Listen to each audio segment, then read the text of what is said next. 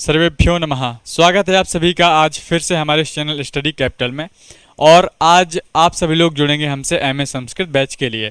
तो बहुत दिनों से प्रतीक्षा थी सभी विद्यार्थियों को कि एमए संस्कृत का बैच कब आएगा, क्योंकि हमारे स्टडी कैपिटल के प्लेटफॉर्म पर सभी विषयों के जो कोर्स हैं वो प्रारंभ हो चुके हैं और प्रतिवर्ष की तरह इस वर्ष भी पीजी के सभी कोर्सेज की तैयारी कराई जा रही है।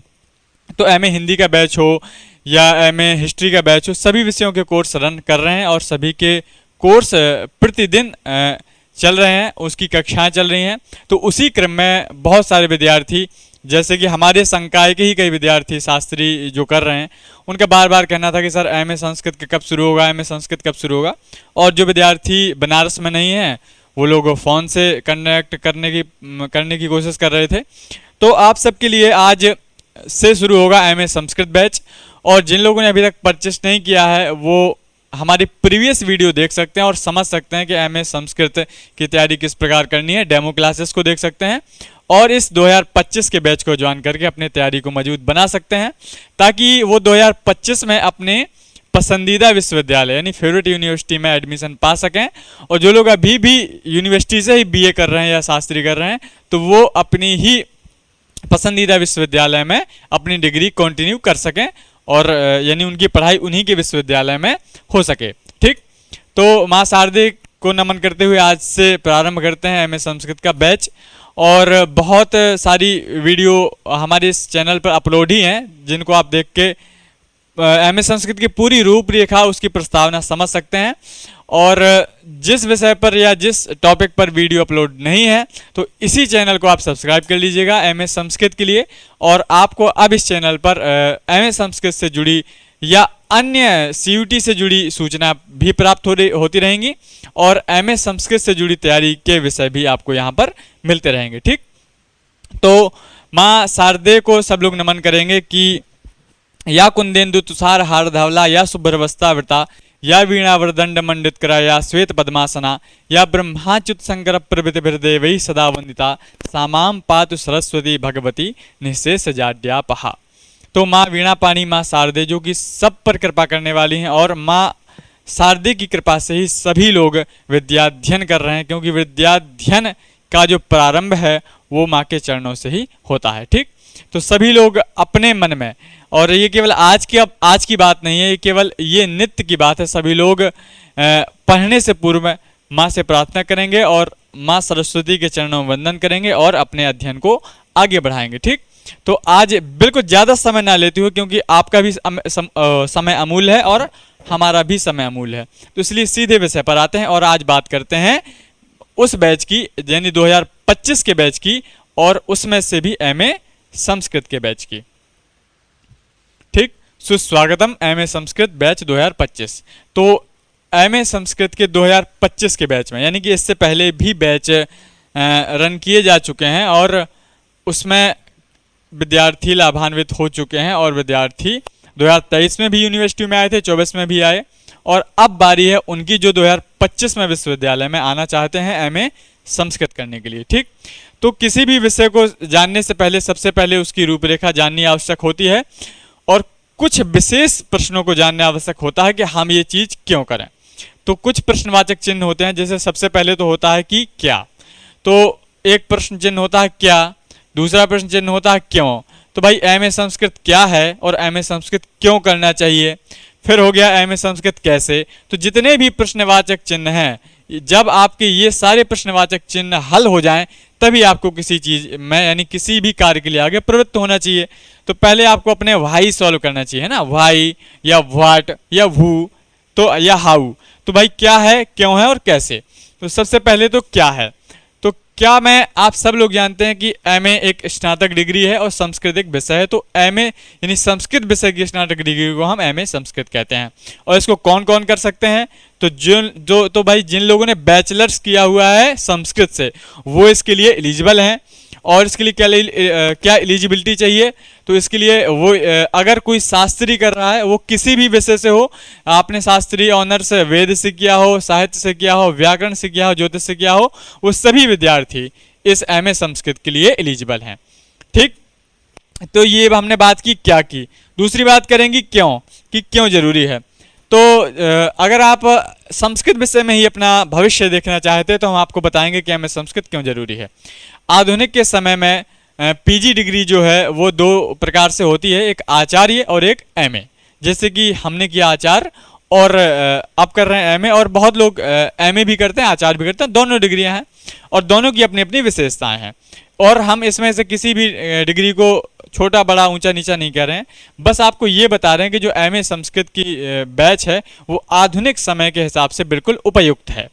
तो चाहे या फिर जिसको एमए संस्कृत के बाद जिसने नेट जेआरएफ का सपना देखा है या असिस्टेंट प्रोफेसर तक का आपको सफर करना है, तो उस दृष्टिकोण से भी आधुनिक समय के लिए एमए संस्कृत एक परफेक्ट डिग्री है जो कि आप लोग को करनी चाहिए। ठीक, और जब आप एमए संस्कृत कर लेंगे उसकी ये बात की बात है कि आपको 25 कोड का नेट जेआरएफ देना होगा और आप फिर आगे असिस्टेंट प्रोफेसर के लिए भी एलिजिबल होंगे। अगर आप यहाँ से यू टर्न लेके बीएड की तरफ जाते हैं तो फिर आपको अन्य वैकेंसीज के लिए ऑफर आएंगे, वो अलग बात है। बट एमए संस्कृत के बाद आप 25 कोड से नेट जेआरएफ और असिस्टेंट प्रोफेसर के लिए एलिजिबल हो सकते हैं आगे। ठीक, तो ये हुआ आपका क्यों। उसके बाद कैसे कर सकते हैं, तो कैसे के उत्तर के लिए स्टडी कैपिटल आपके साथ है कि आप कैसे कर सकते हैं। तो अब कैसे कर सकते हैं, अब हम आपके सामने आगे बढ़ेंगे आपको ये बताने के लिए कि एमए संस्कृत की तैयारी कैसे अगर करनी है। अगर आपको ये जानना है तो आपको जानना पड़ेगा कि एमए संस्कृत में कितने यूनिट हैं और क्या क्या इसका मुख्य विषय है और उसकी तैयारी कैसे हो सकती है। ठीक, तब आपका ये तीसरा क्वेश्चन यानी क्वेश्चन सॉल्व होगा। ठीक, तो आइए यहाँ पर लिखा गया है सिलेबस फॉर एमए संस्कृत। ठीक, तो अब एमए संस्कृत आपके लिए कैसे अप्राय है, जो अभी तक आप प्राप्य है, आपको प्राप्त नहीं हुई है डिग्री, ये इस अप्राप्त को सुगम बनाने के लिए हम आपके लिए क्या कर सकते हैं अभी ये जानते हैं। तो सबसे पहले जानेंगे सिलेबस फॉर एमए संस्कृत के एमए संस्कृत का सिलेबस क्या है। तो अगर आपने इसका सिलेबस अच्छे से समझ लिया और आपने आत्म आंकलन कर लिया, यानी आपने अपने ऊपर ये आंकलन कर लिया कि आप इस सिलेबस को कवर करने के लिए हमारे साथ मिलकर कवर करने के लिए एलिजिबल हैं या नहीं है, या आपको अभी इस सिलेबस के अकॉर्डिंग कितनी मेहनत की ज़रूरत है, अगर आपने ऐसा आत्म आंकलन कर लिया यानी स्वमूल्यांकन कर लिया तो आप जान पाएंगे कि आप एमए संस्कृत के लिए एलिजिबल हैं या नहीं। ठीक, तो सबसे पहले बात करते हैं सिलेबस की, एमए संस्कृत का सिलेबस। ठीक, विगत 2 वर्षों से ही नहीं अपितु कई वर्षों से यह सिलेबस रन कराया जा रहा है, फिर भी आप इसको बहुत अच्छे से देख लीजिए, जो कि अभी भी यही सिलेबस है एमए संस्कृत का। कोड है इसके, कोड इस सब मतलब पिछली बार था इसका LAQP03, तो ये कोड हो सकता है, संभावना है कि बदल जाए, पर आपका सिलेबस वही रहेगा। ठीक, तो सबसे पहले आपको हम बता दें कि एमए संस्कृत में यूनिट कितने हैं, 4। एमए संस्कृत में यूनिट कितने हैं, 4 यूनिट हैं। 4 यूनिट की क्रमशः आपसे बात करेंगे, डिटेल में बात करेंगे और आपको समझाने का मैं प्रयास करूंगा कि चारों यूनिट को आप कैसे कवर कर सकते हैं। ठीक, तो बहुत सारे ऐसे विद्यार्थी होते हैं जिनका अगर शास्त्री में कोई एक विषय है तो वो उनको हो सकता है कि 3 यूनिट उतने अच्छे से ना आए, या बीए ऑनर्स में किसी ने एक विषय को बहुत अच्छे से पढ़ा है तो अन्य विषयों में कमजोर हो, पर एमए संस्कृत के लिए आपको चारों यूनिट को बराबर वरीयता देनी पड़ेगी और बराबर समय देना पड़ेगा और आपको चारों यूनिट्स में बराबर योग्यता रखनी ही पड़ेगी। ठीक, तभी आप एमए संस्कृत के लिए एलिजिबल हो पाएंगे। ठीक, सबसे पहले बात करेंगे पहले यूनिट की, यानी पहले घटक की, इकाई नंबर 1। ठीक, इसमें रखा गया है संस्कृत साहित्य इतिहास, संस्कृत के साहित्य का इतिहास, संस्कृत साहित्य इतिहास। तो संस्कृत साहित्य का इतिहास क्या है भाई, संस्कृत साहित्य का इतिहास मुख्य रूप से इसमें कुछ बिंदु दिए गए हैं, लेकिन आप ये मत समझिए कि केवल इतना सा ही है, इसी का विस्तृत रूप आपको पढ़ना है, पर उस विस्तृत रूप का जो संक्षेप रूप हो सकता है वो यहाँ पर इसमें दिया गया है। ठीक, तो सबसे पहले है वैदिक संहिता। सबसे पहले तो वैदिक संहिता है, वैदिक संहिता में आपके चारों वेद आ जाएंगे। ठीक, शुक्ल ऋग्वेद, यजुर्वेद और सामवेद और अथर्ववेद, चारों वेद आपको पढ़ने हैं। उसके बाद उसी वेदों के ब्राह्मण ग्रंथ, उसी वेदों के ब्राह्मण ग्रंथ। ठीक, जैसे ऋग्वेद के हो गए ऐतरेय ब्राह्मण, कौशिकी ब्राह्मण ग्रंथ, यजुर्वेद का हो गया शतपथ ब्राह्मण। ठीक, उसी प्रकार से सामवेद, फिर अथर्ववेद, इन सब के ब्राह्मण ग्रंथ। आरण्यक ग्रंथा, उन्हीं वेदों के आपको आरण्यक ग्रंथों के बारे में भी जानना है। उपनिषदा, उन्हीं वेदों के उपनिषदों को भी जानना है आपको। और वेदांगानी, जो 6 वेदांग हैं, उन्हीं षड वेदांगों को आपको जानना है। शिक्षा, कल्प, ज्योतिष, निरुक्त, व्याकरण, छंद, इन 6 वेदांगों को जानना है। और दर्शनानि, जितने भी दर्शन हैं, जो षड आस्तिक दर्शनानि और त्रिनास्तिक दर्शनानि च, आपको इन सभी 9 दर्शनों को भी जानना है। ठीक, रामायणम महाभारतं च, रामायण को भी जानना है जो कि एक आर्ष काव्य है, न केवल महाकाव्य नहीं है, आर्ष काव्य है। और महाभारतम, महाभारत को भी आपको जानना है। ठीक, पुराणानि, उसके बाद जो अष्टादश पुराण हैं उनको आपको जानना है, सभी की मुख्य मुख्य विषय वस्तु जानना है। ठीक, ये हुई पहले यूनिट की बात। तो आपकी जो घटक नंबर 1 है यानी यूनिट नंबर जो 1 है, उसमें आपके लिए इतना विषय रखा गया है, आपको इतना जानना ही जानना है, इतना कंप्लीट करना ही है। ठीक, अब जो वेद विषय से जिसका शास्त्री होगा या जिसने बीए में वेद विषय को ज़्यादा पढ़ा होगा उसके लिए आसान हो जाएगा। लेकिन अगर आपकी शास्त्री या बीए में जैसी तैयारी थी उसको आप मायने रख के मत चलिए। अब आप ये समझ लीजिए कि आपको 4 यूनिट्स को बहुत अच्छे से कवर करना है अगर आप एमए संस्कृत में किसी अपनी ड्रीम यूनिवर्सिटी में प्रवेश चाहते हैं तो। ठीक, और इसके बाद कव्यः तेषां कृतयश्च, पहली इकाई के दूसरे खंड में कव्यः तेषां कृतयश्च, कव्यः यानी हम महाकवियों को पढ़ेंगे, उनके बारे में जानेंगे, और तेषां कृतयश्च, और उनकी कृतियों को, उनकी रचनाओं को भी जानेंगे। जैसे कौन कौन इसमें मुख्य कवि हैं? भासः, एक महाकवि है, हमारे सबसे पुराने महाकवि हैं भास, हम उनकी रचनाओं को जानेंगे। जैसे महाकवि भास का स्वप्नवासो दत्तम, प्रतिज्ञा योगंधरायण, प्रतिमा नाटकम, ये बहुत उनके अच्छे अच्छे नाटक हैं, अच्छी अच्छी पुस्तकें हैं, उनको हम लोग पढ़ेंगे।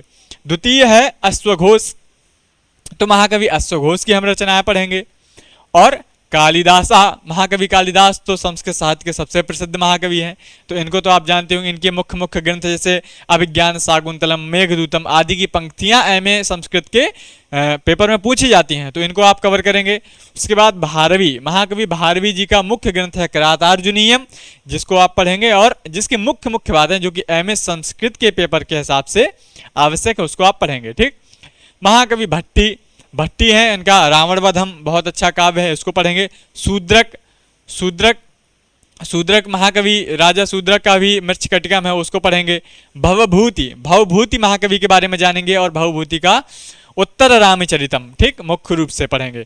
सुबंधु जी का बाशोदत्ता, माघ, महाकवि माघ का शिशुपाल वधम, और बाणभट्ट, महाकवि बाणभट्ट की कादम्बरी कथा, ठीक, और दंडी, और श्रीहर्ष, और कल्हण, इतने महाकवियों के बारे में आपको जानना है और इनकी तेषां कृतयश्च, और उनकी मुख्य मुख्य रचनाओं को जानना है। ठीक, तो अब यहाँ तक पूरी हुई है पहली इकाई यानी कि पहला यूनिट। तो इसका जो सबसे बृहद रूप है यानी सबसे जो मुख्य विषय है वो तो पहली यूनिट में ही है। तो अगर आपने पहला इकाई अच्छे से कवर कर लिया तो आप पाएंगे कि आपने 50% यानी 50% विषय को कवर कर लिया है। ठीक, तो अब बात कर लेते हैं दूसरे घटक की यानी दूसरे यूनिट की।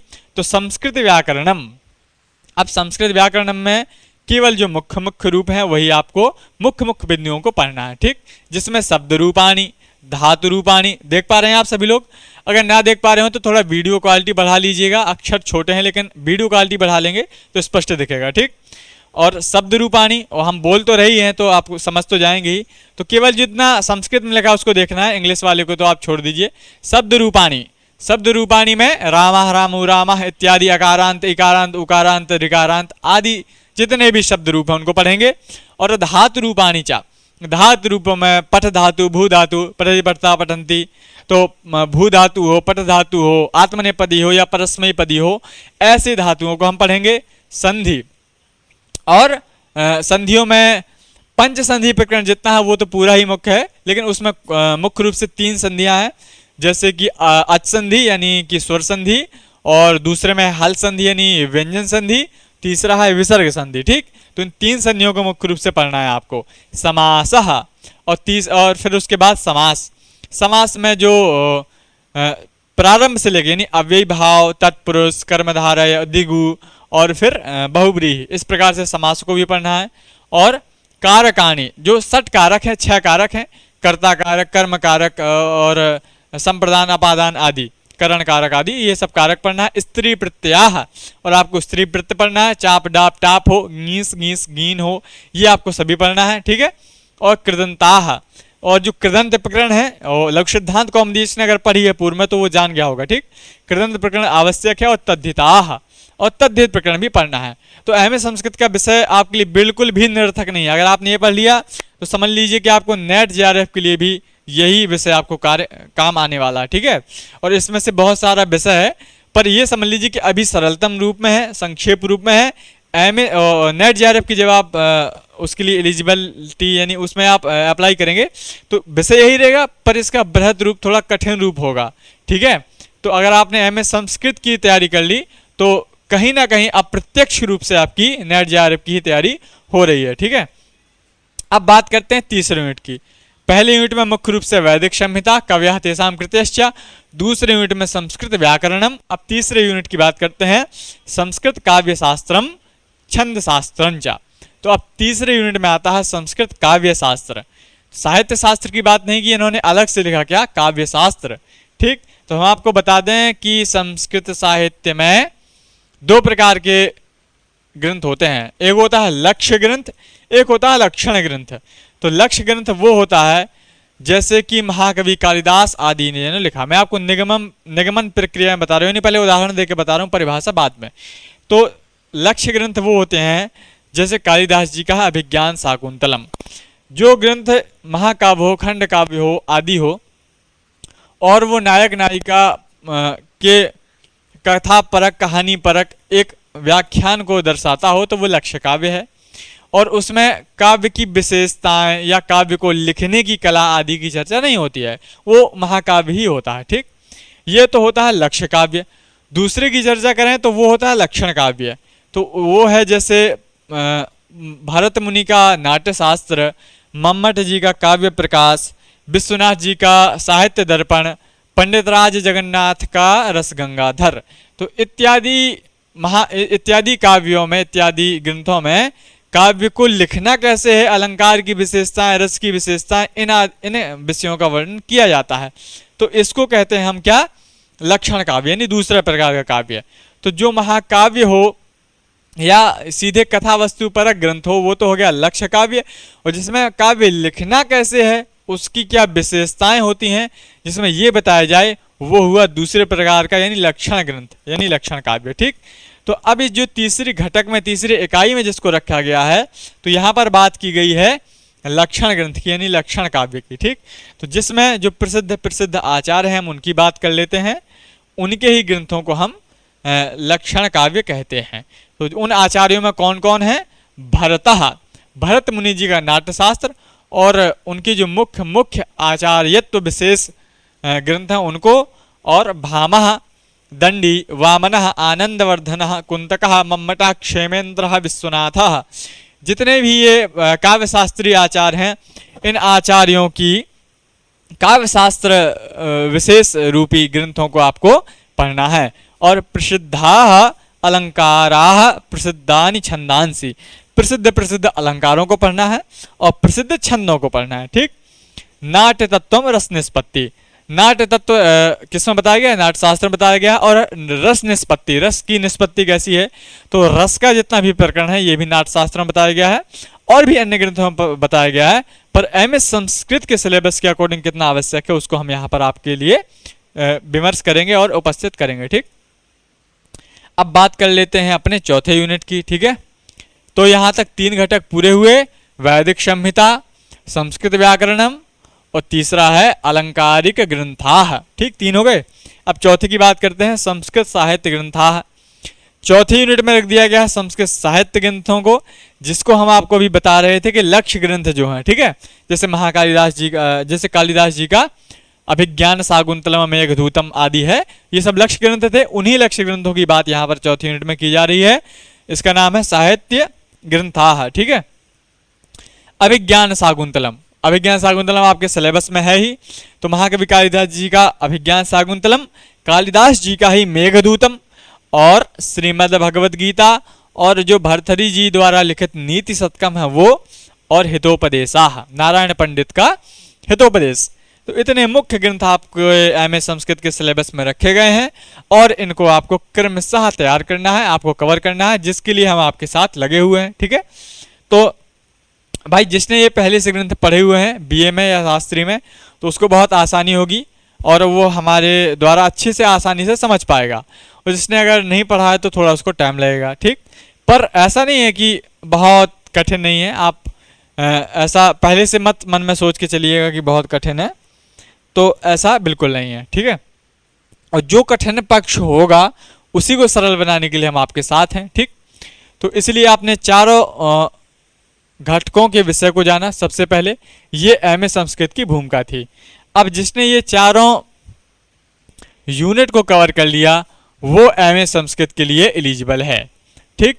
तो अभी तक आपका जो पहले हमने क्वेश्चन किया था क्या, क्यों और कैसे, तो जो क्वेश्चन था कैसे, उसका उत्तर यही है कि अगर आपने ये चारों यूनिट का सिलेबस कवर कर लिया तो बहुत ही आसानी से आप एमए संस्कृत में एलिजिबल हैं और अपने पसंदीदा विश्वविद्यालय में आप एडमिशन ले सकते हैं, प्रवेश ले सकते हैं, ठीक। लेकिन उसके लिए आपको तैयारी अच्छी करनी पड़ेगी। और ये बात मैंने आपको जिस दिन बैच लॉन्चिंग हो रही थी उसी दिन भी कही थी, आज फिर कह रहा हूँ। और आप हमारी इसी बात को लेकर चलिएगा। और जो भी लोग इस वीडियो को देख रहे हैं वो हमारी बात को थोड़ा ध्यान रखिएगा। और अगर आप एमए संस्कृत के लिए ही देख रहे हैं तो इस बार ऐसी तैयारी आपको करना है कि आप विश्वविद्यालय में प्रवेश पा ही जाएं, ठीक है। तो उद्यमेन ही सिद्ध्यन्ति कार्याणि न मनोरथ ही है। जितने भी महापुरुष हैं या जो भी ऐसे जन हैं जिनके कार्य सफल हुए हैं या जो सफल करना चाहते हैं, तो वो क्या करें, उद्यमेन ही सिद्ध्यन्ति कार्याणि न मनोरथ ही है। तो भाई जो कार्य हैं वो कैसे सिद्ध होते हैं, उद्यमेन, उद्यम के द्वारा, उद्यमेन ही सिद्ध्यन्ति, सिद्ध होते हैं। कैसे, उद्यम से ही सिद्ध होते हैं। क्या, कार्याणि, कार्य सिद्ध होते हैं। न मनोरथ ही है, केवल मनोरथ करने से सिद्ध नहीं होते हैं। ये हुआ पहली पंक्ति की अर्थ, ठीक। तो उद्यमेन ही सिद्ध्यन्ति कार्याणि न मनोरथ ही है, उद्यम से ही कार्य सिद्ध होते हैं, मनोरथ से नहीं होते हैं, ठीक, केवल मनोरथ से नहीं होते हैं। दूसरी पंक्ति में उदाहरण दिया जा रहा है क्या, कि न ही सुप्तस्य सिंहस्य प्रविशन्ति मुखे मृगाः, और न ही सुप्तस्य, जैसे कि सोते हुए, सिंहस्य, सिंह के, मुखस्य यानी कि जैसे मुखे, तो मुखम, न ही सुप्तस्य सिंहस्य प्रविशन्ति मुखे मृगाः, तो जैसे कि सोए हुए सिंह के मुख में, मुखे है ना, सप्तमी है, तो मुख में हिरणों का प्रवेश नहीं होता है। तो जैसे सोए हुए सिंह के मुख में अपने आप हिरण आके नहीं घुसता है, भाई उसको भी दौड़ भाग करनी पड़ती है, उद्यम करना पड़ता है और शिकार करना पड़ता है। तो शेर का अपना स्ट्रगल है, हिरण का अपना स्ट्रगल है, बस ऐसे ही संसार चल रहा है, एक शिकारी है एक शिकार है। तो यहाँ पर अब इसके आपको इसके केवल सार गर्भित जो इसमें आपको अर्थ निकल के आ रहा है, केवल उस पर ध्यान देना है। इसमें ये नहीं ध्यान देना है कि भाई शिकार अच्छी चीज़ है बुरी चीज़ है, या शेर को हिरण का शिकार मिला या नहीं मिला। केवल आप भावार्थ समझिए कि जिस प्रकार उद्यम करने से ही सिंह को हिरण की प्राप्ति होती है, तब उसका आहार पूर्ण हो पाता है ना। तो उद्यमेन ही सिद्ध्यन्ति कार्याणि न मनोरथ, उसी प्रकार से हम भी जब तक प्रयास नहीं करेंगे, दौड़ भाग नहीं करेंगे, दौड़ भाग मीन्स रनिंग नहीं, मन की दौड़ भाग, विषय को बार बार अभ्यास, पौनः पुण्यः, बार बार अभ्यास विषय का करना है, वैदिक संहिता का और व्याकरण का, काव्य शास्त्रीय ग्रंथों का और साहित्य ग्रंथों का, इनका बार बार अभ्यास करना है, यही आपके लिए उद्यम है। तो इस उद्यम से आपका यह कार्य सिद्ध होगा, ठीक। तो उद्यमेन ही सिद्ध्यन्ति, तो ये कार्य कैसे सिद्ध होगा, आपका उद्यम से सिद्ध होगा, ठीक है। तो अब अभी तक हमने इस वीडियो में बहुत संक्षेप में बताया है आपको एमए संस्कृत के सिलेबस के बारे में। अब इसकी जो अगली वीडियो होगी उसमें हम आपको और डिटेल में बताएंगे इसके बारे में, ठीक है। तब आप उसमें और अच्छे से देखिएगा कि एमए संस्कृत में आपकी कहाँ कमी है और किस किस घटक में आपको ज़्यादा समय देना है, किस चीज़ को आपको बहुत अच्छे से कवर करना है, ठीक है। तो ये एक वीडियो इंट्रोडक्शन वीडियो, यानी कि इसमें आप जान गए होंगे कि एमए संस्कृत के लिए कौन एलिजिबल है और एमए संस्कृत आपके लिए क्यों जरूरी है और एमए संस्कृत की तैयारी आपको कैसे करनी है, ठीक। तो क्या क्यों कैसे, अगर ये आपके 3 प्रश्नवाचक शब्द सॉल्व हो गए तो समझ लीजिए आप एमए संस्कृत के बारे में जान गए और आप अब एमए संस्कृत के लिए जो अग्रसर होना चाहते हैं वो जरूर जुड़ सकते हैं। ये हमारा उनसे स्वागत वाक्य है और उनका स्टडी कैपिटल के परिवार में स्वागत है। ठीक है, तो मिलते हैं अब अगली वीडियो में, और अगली वीडियो में एक नए टॉपिक के साथ किसी घटक के एक विषय को लेकर उसके लिए उसकी रूपरेखा को लेकर हम उस पर व्याख्यायित करेंगे उसको, ताकि आप लोग समझ सकें। और इस चैनल से आप एमएस संस्कृत की तैयारी के लिए जुड़े रहिएगा, तो जो भी अब वीडियो इस पे अपलोड होगा उसकी नोटिफिकेशन आपको मिल जाएगी और आप देख सकेंगे और एमएस संस्कृत के लिए आप अग्रसर हो सकेंगे। ठीक, तो एमएस संस्कृत के लिए जितना मुख्य इंट्रोडक्शन पार्ट था वो आपके लिए उपयोगी होगा, ऐसा हम मानते हैं, ऐसा आशा करते हैं। और आप सभी के लिए एमएस संस्कृत के बैच के लिए, एमएस संस्कृत की तैयारी से जुड़ने के लिए आप सभी का स्वागत करते हैं। और फिर मिलते हैं किसी अगली वीडियो में एमएस संस्कृत के ही किसी नए विषय के साथ और नए योजना के साथ, नए उत्साह के साथ। ठीक, सभी लोगों को नमस्कार, नमः संस्कृताय, जय हिंद, जय भारत।